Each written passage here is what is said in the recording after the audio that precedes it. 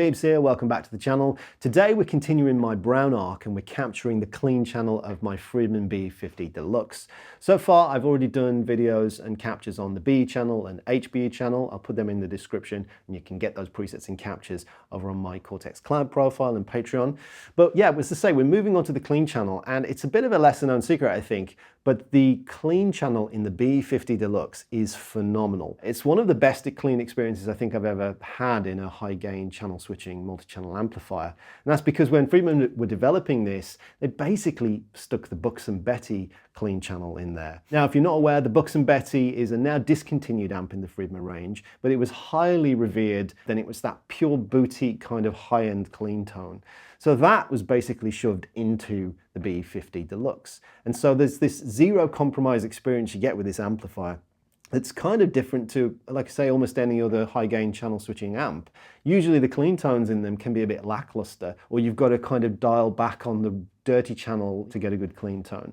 That's not the case here. You really do get a genuine no compromise multi-channel experience with a boutique, beautiful, warm, black face, clean tone, and then you can switch across to the BE and HB channel. It's really why this amp is one of, I think, it's going to be like a modern future classic. So I've now completed an extensive capture suite for the clean channel, like I've done with the BE and HB channels.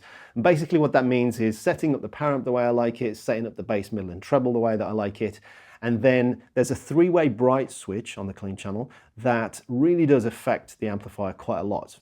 So I've done captures all around the volume knob for each of the three bright positions. You've already heard some of these captures in the opening track of this video, and we're going to break down the preset I built for that in a little bit. And if you want to grab that preset, that's available free over on the Cortex Cloud profile. But if you want to get the full captures, so all the other presets containing these captures and the full capture suite, then that's available to you guys over on my Patreon. And you do the little follow back and forth dance on Cortex Cloud, join up to my Patreon, and then I will share all the presets and the full capture suite with you. You'll find the links for everything down in the description below, and also the backing track and the tabs for the opening solo are over on Patreon too.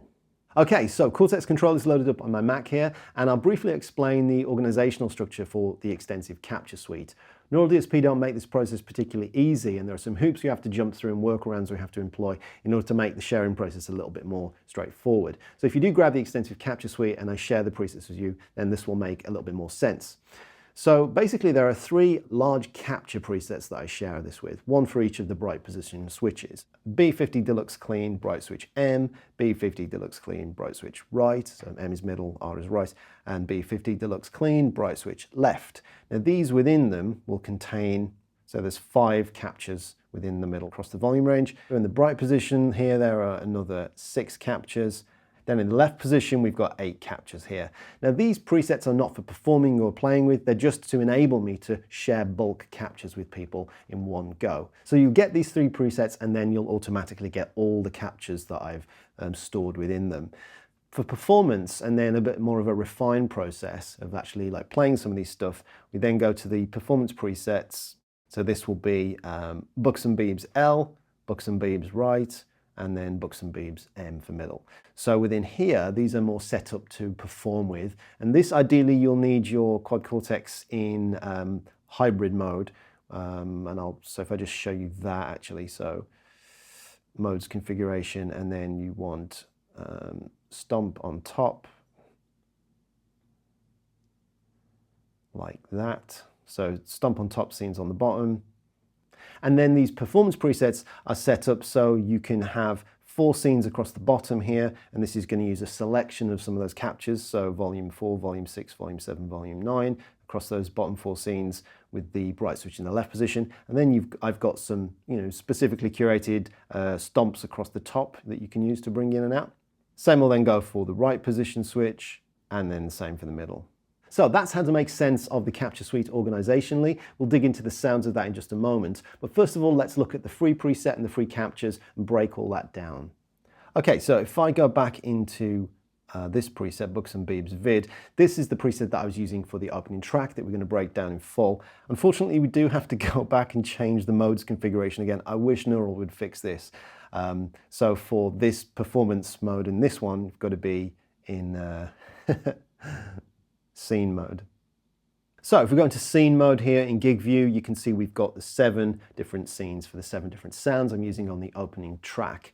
Now the preset Buxom Beebs, this is available for free over on the Cortex cloud profile, including with it 3 of the captures from the suite, and these are 3 of a variety of the tones from the left bright position switch, and that I figured would give a nice overview of what kind of sounds we get. So starting on scene A for this clean picked part here, we're utilizing the capture with the volume on 7, the bright switch is in the left position, a little bit of compression, delay and reverb, and we get this very clean but warm sound.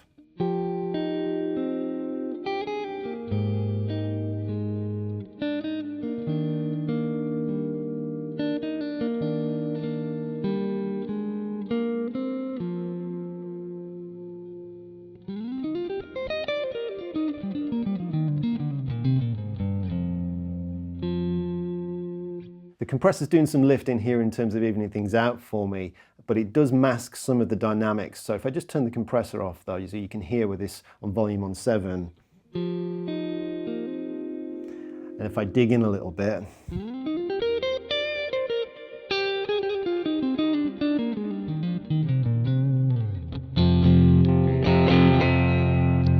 there's a little bit of hair to it then.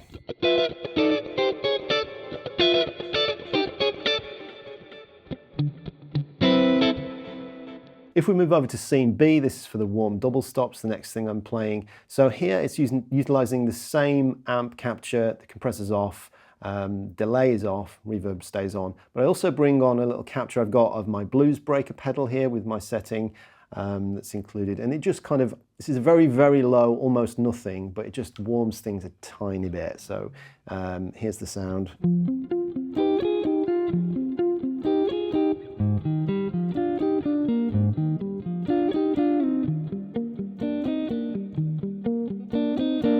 Then we move into the clean solo on scene C. So this puts the delay back on and turns the blues breaker off. But we're now on to the higher gain capture. So this is with the volume on 9 here.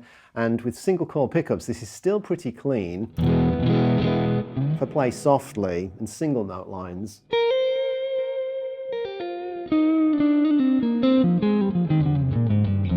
but the moment that I kind of hit a chord or dig in, it's really quite crunchier than you would think.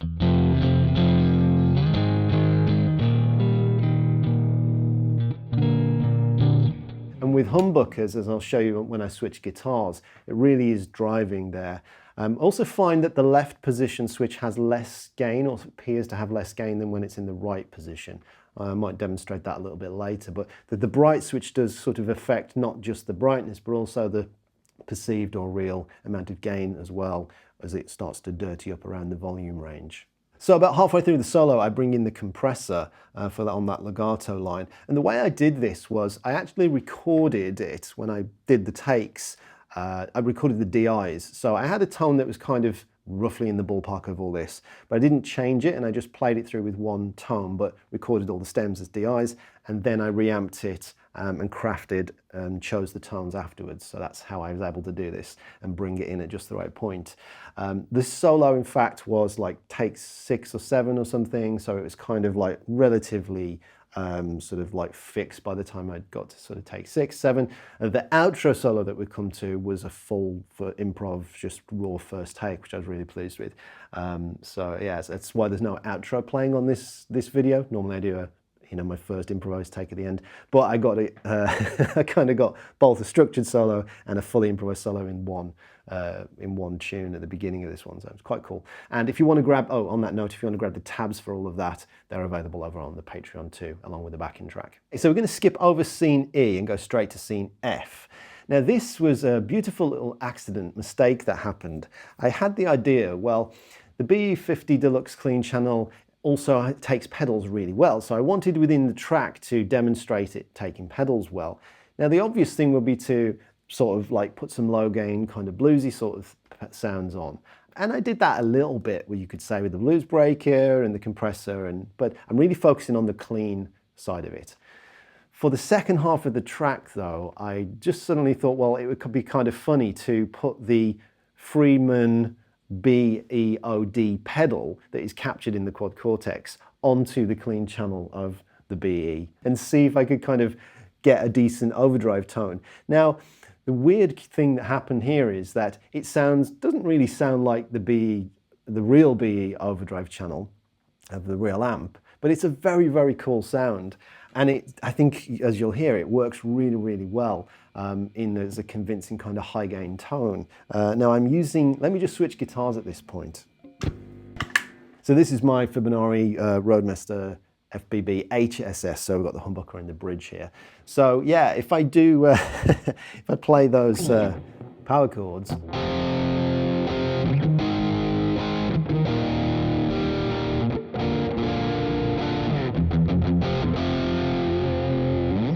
I mean, that's such an interesting kind of unique sort of tone to my ears, and it's really fun to play.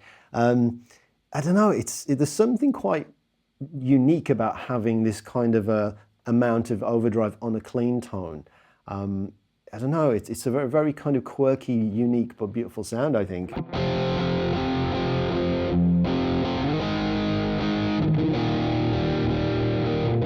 And in the context of that track in the mix there, I thought sounds really quite huge and really cool. So what I'm doing is, on this scene here, I've gone down to the first capture. So this is with the volume on 6. So if I just turn the pedal off, here's the capture of just the amp. So really, really clean now, clean.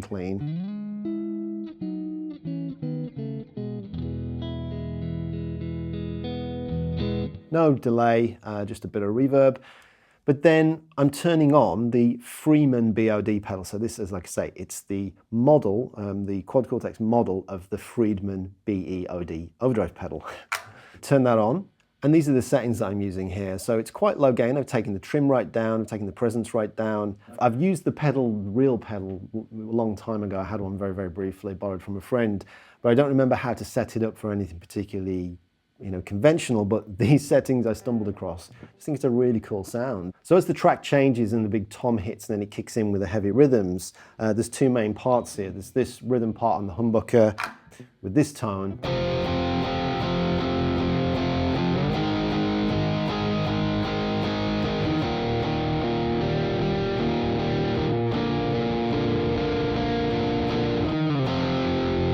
And then also on the single coil, if I go back to scene E, so this is like Jangly Rhythm, and now this is just basically with the delay on and back to the middle amp capture, and I'm playing this part.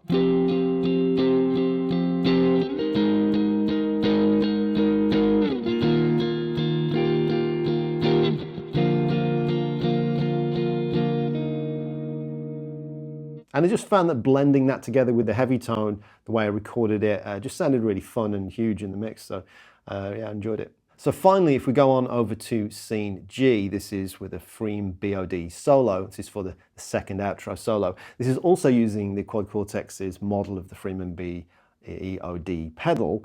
And this is also on the volume 6 capture, the brightest position left. I put the compressor on now, so this is going to be, I think this is 1176. You can hear the noise here, it's small gain. Delay, reverb. I've changed some of the settings there assigned to scenes, so the delay and the reverb come up. And then also, if I bring the parameter editor on, these are assigned to scenes as well, so you can see that the gain increases, the bass drops, the volume pushes a little bit. And yeah, basically we get, the solo, that second solo tone.